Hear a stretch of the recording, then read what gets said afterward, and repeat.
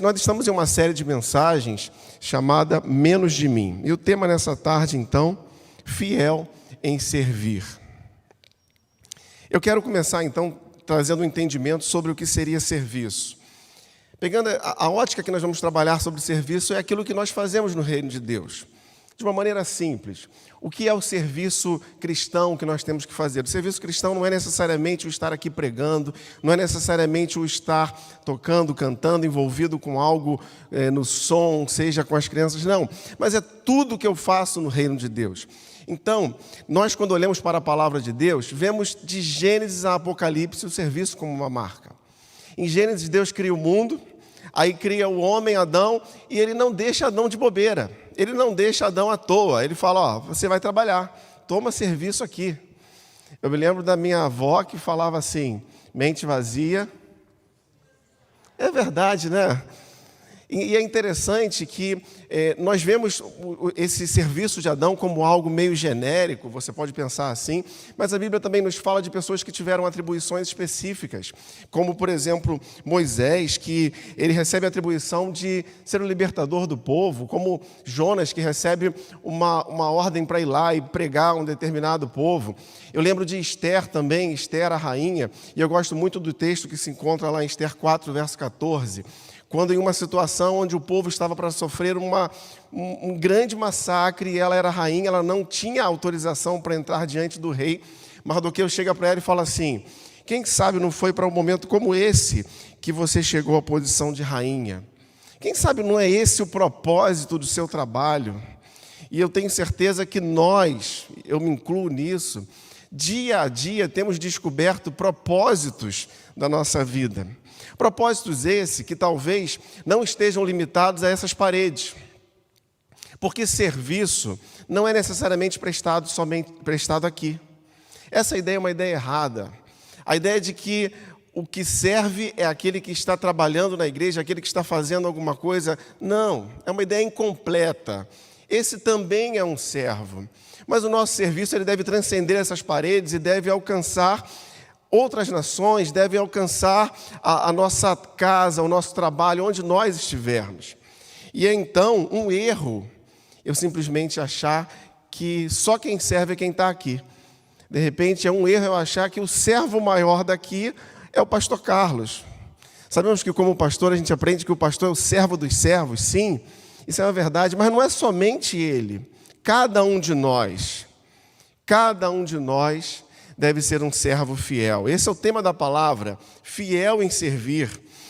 Nós, às vezes, nos acostumamos com essa realidade aqui, achando que só quem serve é aquele pessoal da oração, é só o pessoal do louvor. E aí cria-se, então, uma relação quase que comercial. Se eu tenho uma necessidade, eu procuro o meu fornecedor de serviço. Eu preciso de uma oração. Aí eu vou lá na líder da oração e falo assim, olha, coloca o meu nome aí na oração porque eu estou precisando. Ou meu filho está dando algum problema, está meio rebelde, então aí eu lembro que tem reunião de jovens na próxima sexta-feira, e aí vou resolver trazer meu filho. Ou o meu casamento está mais ou menos, e aí eu vou no conselheiro matrimonial, pastoral, e quero um gabinete. Está certo, devemos fazer isso. Temos que pedir oração, temos que buscar conselhos com o nosso pastor, nós temos que trazer os nossos para as reuniões, mas eu não posso deixar que isso seja simplesmente uma espécie de relação comercial. Eu não posso deixar que isso seja o norte. Como eu me coloco como alguém que sou um consumidor e tem alguém prestando um serviço. De cara, nós temos que deixar essa ideia de lado. Eu não posso deixar que somente outros trabalhem. Todos nós, sem exceção, devemos estar envolvidos com o serviço no reino de Deus. Todos nós. Talvez o seu serviço não seja aquele mais visível, talvez o seu serviço não esteja ligado necessariamente a esse púlpito, mas todos nós somos servos. E nessa tarde, então, eu quero caminhar por alguns textos aqui da Palavra de Deus, buscando um entendimento sobre alguns princípios que vão balizar a nossa vida para que nós possamos ser fiéis em servir. Primeiro texto que eu quero conversar com vocês nessa tarde, texto muito conhecido, carta de Paulo aos Filipenses, capítulo 2, versos de 5 a 8. Diz assim: tende em vós o mesmo sentimento que houve também em Cristo Jesus, pois ele, subsistindo em forma de Deus, não julgou como usurpação o ser igual a Deus. Antes, a si mesmo se esvaziou, assumindo a forma de servo, tornando-se em semelhança de homens, e reconhecido em figura humana, a si mesmo se humilhou, tornando-se obediente até a morte e morte de cruz. Irmãos, esse texto aqui é muito bonito porque ele fala sobre o esvaziamento de Cristo. Isso é um objeto de estudo muito profundo que aqueles que estão dedicados gostam de estudar sobre isso. Mas eu quero me deter apenas no verso 7, quando ele diz assim: antes a si mesmo se esvaziou, assumindo a forma de servo. Jesus, ele não foi um servo part-time. Jesus, ele não tinha horário para servir. Olha, eu estou aqui no meu horário e eu estou aqui atendendo. A partir de agora acabou meu expediente, eu vou para casa. Jesus, ele se coloca em uma situação diferente. Ele assume a forma de servo. É interessante nós pensarmos que servir, ele é um estado de vida. E deve ser assim para todos nós. Cristo, ele é o exemplo, mas nós devemos assumir essa forma de servos e viver unicamente para servir. Ainda sobre Jesus, Marcos 6, verso 31 em diante, é um texto muito interessante porque vai mostrar esses efeitos de quando nós estamos assumindo essa forma de servos. Jesus estava cansado, Jesus e seus discípulos, diz assim o texto: havia muita gente indo e vindo a ponto de eles não terem tempo para comer. Jesus, na sua consciência, na sua forma de servo, ele trabalhava, ele ministrava, ele pregava, ele curava, e ele se cansou. Ele e os discípulos estavam cansados. Então, eles não tinham nem tempo para comer. E aí o texto continua. Jesus lhes disse: venham comigo para um lugar deserto e descansem um pouco. Eles precisavam realmente descansar. Verso 32. Assim, eles se afastaram num barco para um lugar deserto. Mas muitos dos que os viram retirar-se, tendo-os reconhecido, correram a pé de todas as cidades e chegaram lá antes. Antes de Jesus desembarcar, o pessoal já tinha dado a volta, correu, chegou antes. Imagina então o tumulto lá, esperando o barquinho de Jesus. E aí o que aconteceu? Quando Jesus saiu do barco e viu uma grande multidão, já tinha trabalhado, já estava cansado, já tinha feito um monte de coisa, agora a gente vai descansar um pouquinho. E aí ele viu a multidão. O que ele fez? Ele teve compaixão. Olha a marca do servo aí aparecendo. Teve compaixão deles, porque eram como ovelhas sem pastor. Meus irmãos, é interessante que Jesus, no final do expediente dele, ele não chega na sua casa, senta na sua poltrona da IKEA, pega o seu controle remoto e vai assistir Netflix. Não. Ele continua trabalhando porque ele percebe que ainda havia uma necessidade. Ainda tinha gente que precisava. E às vezes nós não agimos assim, às vezes nós escolhemos quando queremos servir, às vezes nós somos muito seletivos. E veja bem, eu não sou contra o descansar, eu acho que nós temos que ter, sim, o nosso tempo de descanso. Mas tem gente que, a gente sabe como é, a pessoa é extremamente seletiva. E aí começamos a criar quase que uma categoria dos servos parciais. Olha, eu sirvo aqui nesse horário e meus irmãos, eu tenho certeza que ao longo de muitos anos de ministério, de serviço aqui na igreja, várias vezes o pastor Carlos estava cansado e ele teve que sair para resolver alguma coisa de algum irmão, para fazer um atendimento, para atender alguma situação específica. Já pensou se ele vira, não, meu horário já acabou, meu irmão? Você iria entender? Porque nós temos essa expectativa, mas nós temos que ter isso também no coração. A gente não deve só esperar que uma pessoa faça isso. Eu preciso ser fiel com o serviço que o Senhor confiou para mim.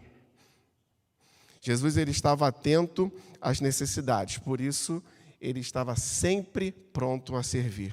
Então nós somos fiéis em servir quando o nosso serviço ele é fruto de um estado de vida. Isso tem que ser uma realidade para todos nós. A nossa vida tem que mudar. Se temos em nosso coração o amor de Deus, se fomos alcançados pela sua graça, a nossa vida ela tem que transbordar em algumas direções, e uma delas é o serviço. Mas o segundo ponto que eu quero rapidamente conversar com você nessa tarde é o servir com qualidade. Qualidade. É muito interessante que nós, como consumidores, às vezes somos cri-cris, somos chatos, porque nós queremos qualidade. Nós estamos esperando um serviço perfeito, que muitas vezes não acontece, e aí a gente fica chateado. Colossenses capítulo 3, versos 23 e 24. Olha o que a Bíblia fala aqui. Tudo o que fizerem, façam como? De todo o coração, como para o Senhor, e não para os homens, sabendo que receberão do Senhor a recompensa da herança. É a Cristo, o Senhor, que vocês estão servindo. A quem estamos servindo? Irmão, você já ficou frustrado com algum serviço mal feito?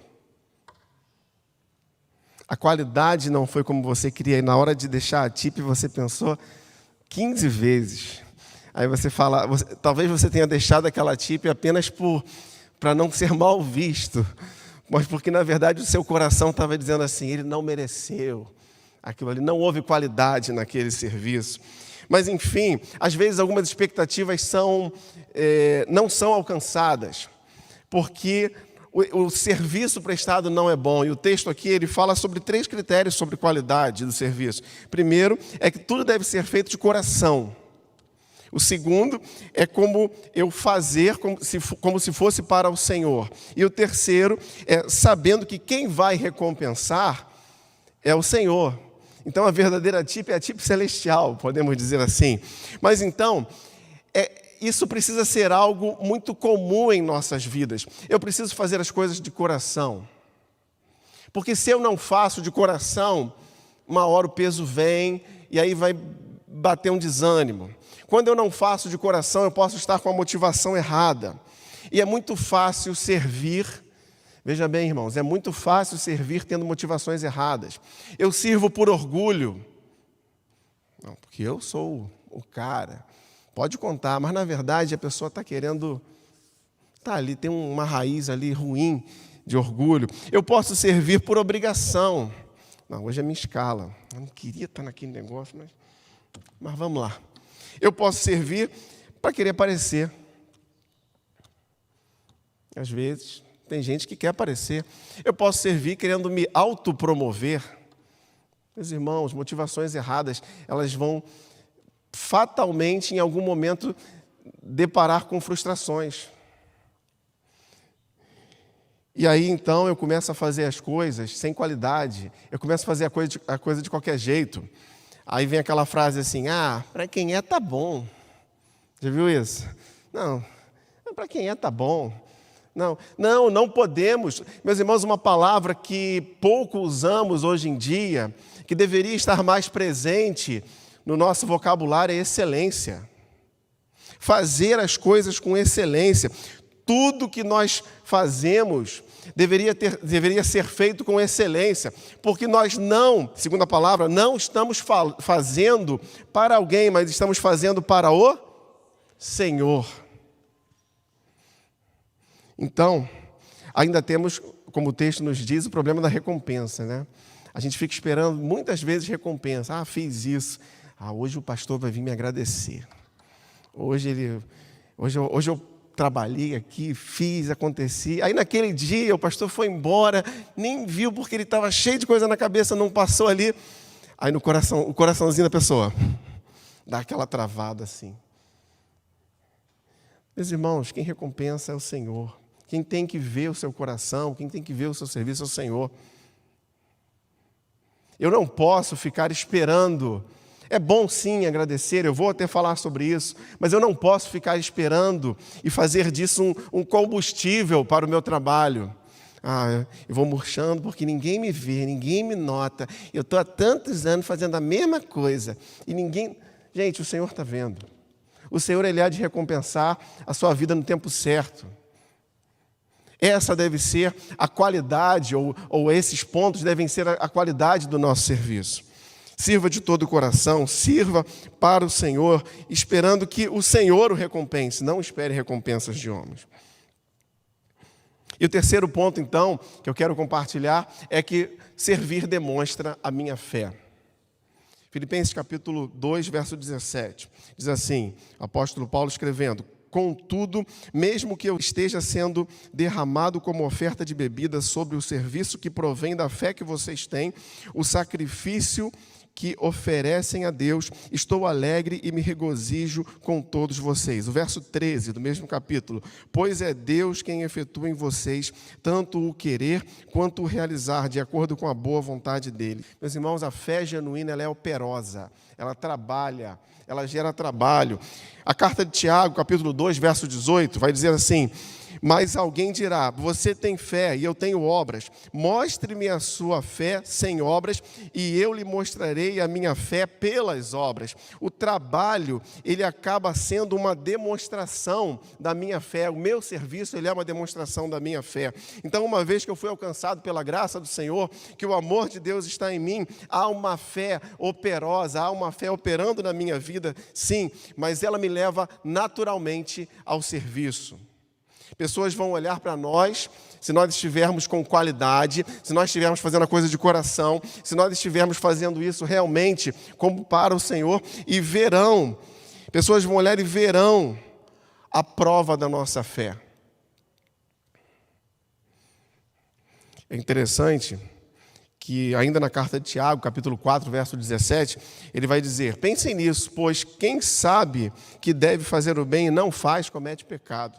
Meus irmãos, há um princípio aqui, que é o princípio do fazer. Se eu sei o que tenho que fazer, se eu tenho consciência do que Deus me chamou para fazer, se eu tenho consciência das habilidades que Ele me deu, da capacidade que Ele me deu, se eu tenho consciência dos dons, talentos, se eu tenho consciência do que eu posso fazer no reino de Deus e não faço, eu estou errado. Deixar de servir, ou seja, omitir-se, é um grande erro. Então, um dos grandes inimigos que me impedem de ser fiel em servir sou eu mesmo. Talvez o maior inimigo. A gente coloca muita coisa na culpa do diabo, a gente coloca muita coisa na realidade social, a gente coloca muita culpa nos outros, mas talvez o maior inimigo para o meu serviço seja eu mesmo. Romanos capítulo 7, verso 19, o apóstolo Paulo escrevendo: pois o que faço não é o bem que desejo, mas o mal que não quero fazer, esse continuo fazendo. Paulo está dizendo assim, olha, tem um lado meu aqui que não queria estar fazendo bem, mas eu continuo, estou fazendo, estou lutando com ele, e assim devemos ser nós. Nós devemos deixar aquilo que nos dá preguiça, nós devemos deixar aquilo que é má vontade em nós, devemos deixar de lado aquele desejo de não fazer nada. Isso é comum. Certamente, em algum momento, você já experimentou isso, assim como eu experimento isso, assim como o pastor Carlos, em algum momento, vai experimentar isso. Em alguns momentos, o nosso eu puxa para baixo. Ah, mas hoje está frio. Mas hoje caiu um floquinho de neve. Mas hoje é tanta, mas hoje é Copa do Mundo, é só 4 anos, de 4 em 4 anos. E aí a gente começa a inventar desculpa. Como se, eu fico pensando, se Deus lá em cima ele olhasse e falasse, não, agora não, gente. Você está orando e Deus fala assim, não me incomoda agora não. Eu estou aqui no meu momento de descanso, espera aí que está passando o jogo aqui. Não, espera aí que está... Deus não tem tempo ruim para Ele está sempre disposto a nos abençoar. Então, nós devemos ser fiéis em servir. Deixar de lado também a soberba, enfim. A solução é o menos de mim. Essa é a solução. Precisa de ter menos eu nessa equação, para que a equação da fidelidade do serviço ela fique balanceada, para que ela dê certo. E eu separei aqui, menos da minha má vontade e mais da boa vontade de Deus. Menos do meu orgulho e mais da humildade do exemplo de Cristo, que deixou a sua glória e assumiu uma forma de servo para estar servindo a nós. Menos da minha preguiça e mais da atitude do Senhor que está sempre pronto a nos abençoar. Menos das minhas raivas, menos das minhas frustrações, menos da minha falta de perdão, porque isso também é uma desculpa. Com fulano eu nem trabalho, nem chego perto. E mais do amor, mais da graça, mais do perdão do Senhor em nossas vidas. Então, caminhando para o final, onde eu posso servir? Vamos ser práticos. Onde eu posso servir? Sirva onde você estiver. Na sua casa, no seu trabalho, na sua comunidade de fé. Sirva onde você estiver. Como eu posso servir? Qual é a maneira de eu servir? Sirva com o que você for capaz. Deus te deu uma habilidade? Use-a em favor de alguém. Deus te deu sabedoria? Use-a, compartilhe em favor de alguém. Deus te deu um dom, um talento? Use-o em favor de alguém. Quando eu devo servir? Isso é fácil, em todo tempo. Em todo tempo. Nós não somos cristãos só até um certo horário, nós não somos filhos de Deus part-time, não. Então, como servos, sirvamos em todo tempo. E a quem eu devo servir? Isso é um problema. Mas a quem eu devo servir? Sirva pessoas sem fazer acepção.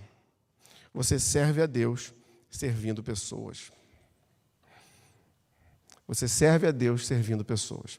Às vezes nós usamos essa desculpa. Não, isso aí eu só sirvo a Deus, o fulano. Não, você serve a Deus servindo pessoas.